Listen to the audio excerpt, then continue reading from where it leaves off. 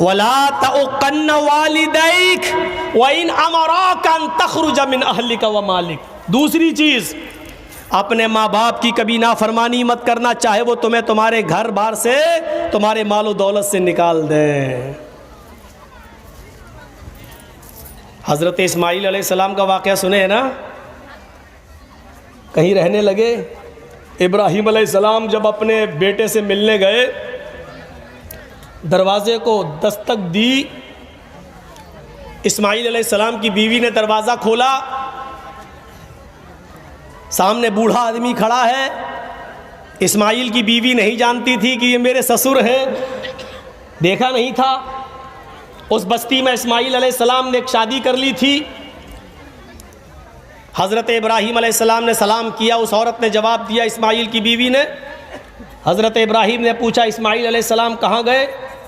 कहने लगी वो तो जंगल में शिकार खेलने के लिए गए हैं। कहा अच्छा ये बताओ कि तुम्हारे घर का गुज़र बसर कैसा चल रहा है? तो कहने लगी बहुत बुरा है। बहुत बुरा? हाँ, सुबह खा लो तो शाम को नहीं मिलता, शाम को खा लो तो सुबह भूखे रहते, बहुत बुरा हाल है।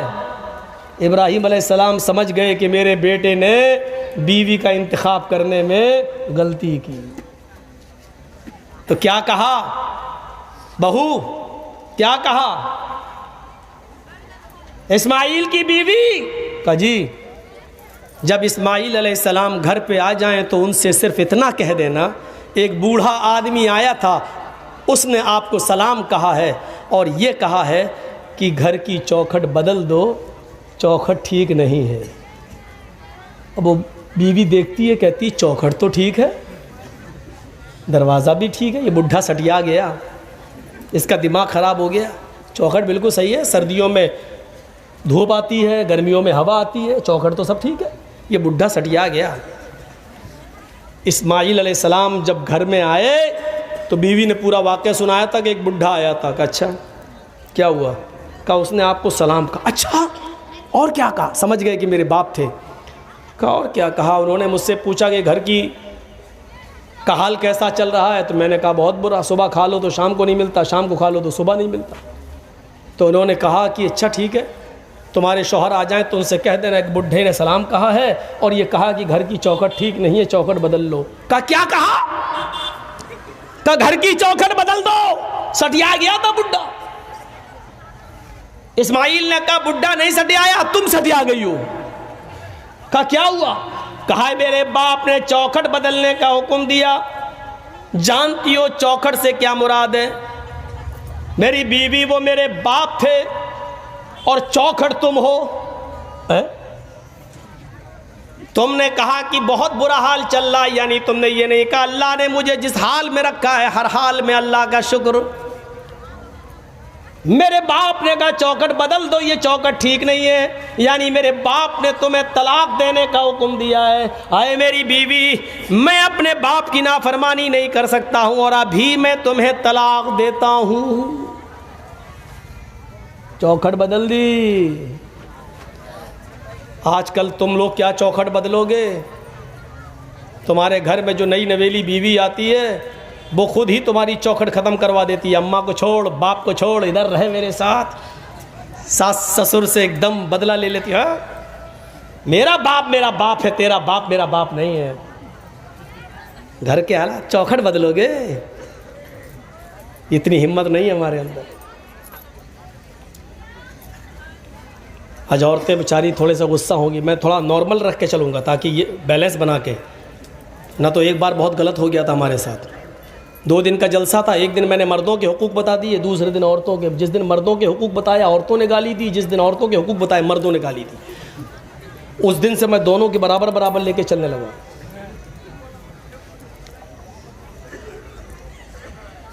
तो ये होता है, तलाक दे दी। इस्माईल अलैहिस्सलाम ने जब दूसरी शादी की, एक बार फिर गए इब्राहीम अलैहिस्सलाम, दरवाज़ा खटखटाया। दूसरी वाली बहू जो नई आई थी घर से निकली। जी कौन? कहा इस्माईल कहाँ है? कहा वो तो शिकार खेलने गए हैं। अच्छा ये बताओ घर में तुम्हारे गुज़र बसर कैसा चल रहा है? अल्हम्दुलिल्लाह, अल्लाह का शुक्र है, अल्लाह ने जिस हाल में रखा है। देखो इस्माइल घर पे आ जाए तो कह देना एक बूढ़ा आदमी आया था, उसने तुम्हें सलाम कहा है और कहा है कि तुम्हारी चौखट बिल्कुल ठीक है, इसको बरकरार रखना, इस चौखट को मत बदलना। वो भी कहती कितना बड़ा बुढ़ा सटिया गया, अरे बदलने कौन जा रहा है चौखट जो कह रहा है कि बरकरार रखना। इस्माइल अलैहिस्सलाम आए तो पूरी बात बताई, तो कहा वो मेरे बाप थे और चौखट को बरकरार रखने का मतलब ये है कि उन्होंने कहा कि ये बीवी तुम्हारी ठीक है जो अल्लाह की शुक्रगुजार है। अच्छा एक बात सुनो, पूरे वाक़े को सुनने के बाद क्या मतलब निकाला आपने? मैंने एक मतलब निकाला है, मेरा एक मतलब ये निकाला है, इतनी सी बात पर बस घर का गुजर बसर कैसा चल रहा है, बहुत बुरा, सुबह खा लो तो शाम को नहीं मिलता, शाम को खा लो तो सुबह नहीं। इतनी सी बात पर इब्राहीम अलैहिस्सलाम ने कहा ये अल्लाह की नाफरमान और अल्लाह की नाशुक्रगुजार औरत है, चौखट बदल दो। आजकल की तरह हर बात में नाफरमानी करने वाली औरतें होती तो क्या हालत होती। चले आए सुबह से, पहले महीने की तनख्वाह लेके हाथ हिलाते हुए चले आए, फेयर एंड लवली नहीं लाई गई, पॉन्ड्स नहीं लाए, क्रीम नहीं लाए, अरे साड़ी लेके आना चाहिए थी। जब से आई हूं तुम्हारे घर में तब से परेशानी तो रहती हो, क्या दिया तुमने? हर बात पर रोजाना 20 अगर गिनो तो गिन नहीं पाओगे कितनी नाफरमानी होती। अपने माँ बाप की नाफरमानी मत करना, चाहे वो तुम्हें तुम्हारे हेलो अयाल से और तुम्हारे मालो दौलत से तुम्हें बेदखल करना है, निकाल दे। उस सहाबी का वाकया याद करो जिसने अपनी लंगड़ी और लूली और अपाहिज और आंखों से अंधी माँ, बूढ़ी औरतें भी होंगी सुने तुम्हारे मतलब की बात, आंखों से अंधी, हाथों से कोड़ी, पैरों से लंगड़ी, अपनी मां को उसने अपने कांधे पर बिठाया, अपनी कमर पर लादा और उम्रे के लिए ले गया और खाने काबा का तवाफ कर रहा है। उस जमाने में व्हील चेयर नहीं थी, बिठाल दिया और तवाफ कर लिया, अपने कांधों पर उठाया, पीठ पर लादा और तवाफ कराया। एक चक्कर हो गया, 2 चक्कर हो गया, तीसरा चक्कर हो गया, चौथा चक्कर हो गया, 5वां चक्कर हो गया, 6ठा चक्कर पूरा और 7वां चक्कर लगाते लगाते उसकी मुठभेड़ हजरत उमर से हो गई। 7वें चक्कर में उमर फारूक मिल गए। उसने कहा अमीरुल मोमिनीन ये मेरी माँ है, मैंने अपनी बूढ़ी माँ को अपने कांधे पर बिठा रखा है, अपने पीठ पर लादा है और मैं काबे का तवाफ कर रहा हूं। 7वां चक्कर है, इसके बाद मैं सफा और मरवा का चक्कर भी लगाऊंगा, सई भी करूंगा। अमीरुल मोमिनीन मेरी माँ लैट्रीन करती है, उसकी गंदगी को मैं साफ करता हूं। मेरी माँ हाथों से कोड़ी है, मैं अपने हाथ से खाना बनाकर अपनी माँ को खिलाता हूँ। उसके मुंह में दांत नहीं है, मैं अपने मुंह में रोटी को चबाता हूँ, नरम करके मैं अपनी माँ के मुंह में डाल देता हूँ। मैं अपनी माँ के कपड़े धुलता हूँ, अपने माँ का पेशाब व पायखाना साफ करता हूँ। अमीरुल मोमिनीन क्या अभी भी मैंने अपनी माँ का हक अदा नहीं किया? क्या अब भी मुझसे बात पुरुष होगी? क्या अभी भी मैंने अपनी माँ का कदा नहीं किया? हजरत उमर फरमाते हैं आए मेरे दोस्त मैं कैसे बताऊं? उसने कहा अमीरुल मोमिनीन सच बताइए, क्या अभी भी मैंने अपनी माँ का हक अदा नहीं किया? हजरत उमर कहते हैं नहीं। कहा अमीरुल मोमिनीन कितना हक अदा करूं, कितनी खिदमत करूं तब जाकर हक अदा होगा? तो हजरत उमर कहते हैं मुझे ये नहीं मालूम कि कितनी खिदमत करो तब हक अदा होगा, लेकिन तेरे सवाल का जवाब इतना मैं जरूर दे देता हूं कि तूने तवाफ कराया, तूने अपनी पीठ पर लादा, तूने सफा और मरवा के चक्कर लगाए, खाना तू खिलाता है, पकाता तू है, कपड़े तू साफ करता है, पेशाब व पायखाना तू साफ करता है। इन सब के करने के बावजूद तू पूछता है कि मैंने अपनी माँ का हक अदा किया या नहीं? तो सुन, अभी तो तूने अपनी माँ की उस आह का भी हक अदा नहीं किया जब तू अपने माँ के पेट से पैदा हो रहा था, जब तुझे तेरी माँ जन रही थी, डिलीवरी के वक्त जब तेरी माँ तुझे जन रही थी, पैदा कर रही थी, दर्द की वजह से तुझे पैदा करते वक्त जो दर्द ज़ेह, औरत को जो बच्चे की पैदाइश के वक्त दर्द होता है, उस दर्द के मौके पर तेरी माँ की मुंह से जो पहली आवाज निकली, आह, अभी तो तूने अपनी माँ की उस पहली आह का भी हक अदा नहीं किया, उसकी पूरी जिंदगी का हक अदा करना तो बहुत दूर की बात है। इस वाक़े से अंदाज़ा लगा सकती है आज की नौजवान नस्ल अपनी माँ की वो कितनी खिदमत कर रही है, और तुम अपनी माँ को उस वक्त छोड़ देते हो अपनी बीवी के कहने पर, जब उस वक्त उसको तुम्हारी सबसे ज़्यादा सख्त ज़रूरत होती है। तसव्वुर करें आप।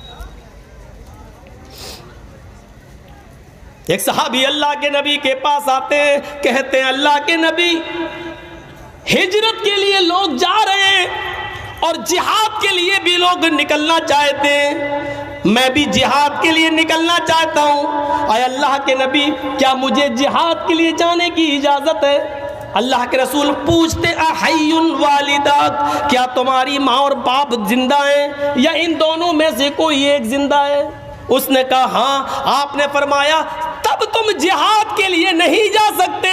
जिहाद सबसे बड़ा इस्लामी रुकन, जिहाद इस्लाम का एक शिआर, जिहाद इस्लाम का एक अहम फरीज़ा, जिहाद इस्लाम का एक बड़ा रुकन मेरे भाइयों। लेकिन इतना बड़ा रुकन कि अल्लाह के नबी ने फरमाया कि जो मैदान जंग में कत्ल कर दिया जाए, काफिर के हाथ मारा जाए, उसके खून का पहला कतरा गिरते ही अल्लाह उसके सारे गुनाह माफ कर देता है। और शहीद को जब कयामत के दिन मैदान महशर में उठाया जाएगा, उसके जिस्म से खून टपक रहा होगा, अल्लाह देखकर कहेगा, आए फरिश्तों, मैं अपने बंदे का क्या हिसाब व किताब लूं? ये तो मेरी राह में अपनी जिंदगी लुटाकर चला आया, जाओ मैंने इसको बगैर हिसाब व किताब के जन्नत में दाखिल कर दिया। ये इतना बड़ा मकाम रखने वाला ये जिहाद का हक। लेकिन अल्लाह के नबी पूछ रहे हैं कि तुम्हारे माँ बाप जिंदा हैं? उसने कहा हाँ। आपने फरमाया तब नहीं जा सकते, पहले अपने माँ और बाप की खिदमत करो या उनसे इजाजत लो, फिर तुम जा सकते हो। गौर करिए माँ बाप का मकाम और मर्तबा। एक दौर था बरामका के उलुल अज़्म नौजवान पूरे बगदाद पर छाए हुए थे। ज़रा इस वाक़े को सुनिए, आपके रोंगटे खड़े हो जाएंगे। बरामका के उलुल अज़्म पूरे बगदाद पर मुसल्लत थे। उनकी कुव्वत व ताकत ने लोहा मनवा लिया था। उनकी हुकूमत के चर्चे चार दांग आलम में फैले हुए थे। लोग उनकी ताकत के चर्चे करते थे। अचानक बरामका के इन उलुल अज़्म लोगों के ऊपर खलीफा हारून रशीद का इताब नाजिल होता है। खलीफा हारून रशीद का इताब नाजिल होता है और बरामका के ये नौजवान गिरफ्तार कर लिए जाते हैं और जेल के अंदर डाल दिए जाते हैं। बरामका के जिन नौजवानों को गिरफ्तार किया गया, उन नौजवानों में फजल इब्ने यहया और यहया बरमकी, फजल इब्ने यहया यानी फजल और उनके बाप यहया, ये दोनों भी गिरफ्तार कर लिए गए। फजल और उनके बाप यहया ये दोनों गिरफ्तार कर लिए गए और ये दोनों मेरे भाइयों जेल के अंदर डाल दिए गए। फजल को अपनी गिरफ्तारी का कोई वो नहीं था, मलाल में हो गया, लेकिन मेरे बूढ़े माँ बाप को भी डाल दिया गया जेल के अंदर। यहया बहुत पक्के नमाजी थे, तहज्जुद गुजार थे, नेक थे। फजल इब्ने यहया ने अपने बाप की हालत देखी, या अल्लाह जेल के अंदर तो गर्म पानी का इंतज़ाम नहीं है और ठंड की इन रातों में सुबह मेरे बाप उठेंगे तो उनको ठंडे पानी से वज़ू बनाना पड़ेगा।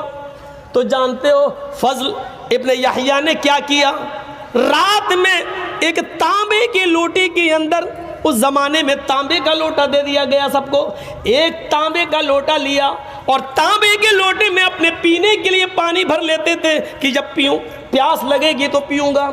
लेकिन फजल का हाल ये था कि वो रात में पानी पीते नहीं थे, बल्कि रात भर उस पानी को कंबल उठाकर, गरम चादर उठाकर उस तांबे के लोटे को अपने पेट से चिपका लेते थे कि मेरे पेट की गर्मी से सुबह फजर की नमाज के वक्त तक इस पानी में थोड़ी सी गर्मी आ जाएगी, कुछ तो गर्म हो जाएगा।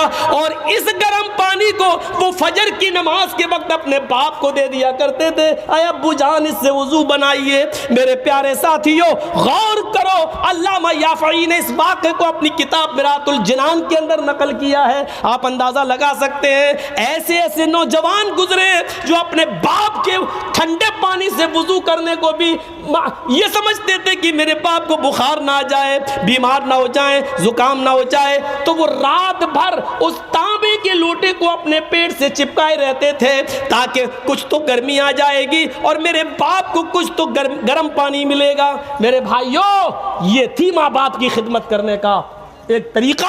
आज हम जरा अंदाजा लगाएं और सोचें कि हम अपने वालिदैन के साथ ये सलूक करते हैं। कुरान ने माँ बाप के बारे में ये हुक्म नाफिज कर दिया, वक़दा रब्बुका अल्ला ताबुदू इल्ला इय्याह व बिल वालिदैनि इहसाना। तुम्हारे रब ने ये फैसला कर दिया है, ये हुक्म दे दिया है, इबादत तो अल्लाह के अलावा किसी की नहीं होगी। व बिल वालिदैनि इहसाना, और अपने माँ बाप के साथ एहसान करो, अपने माँ बाप के साथ अच्छा सलूक करो।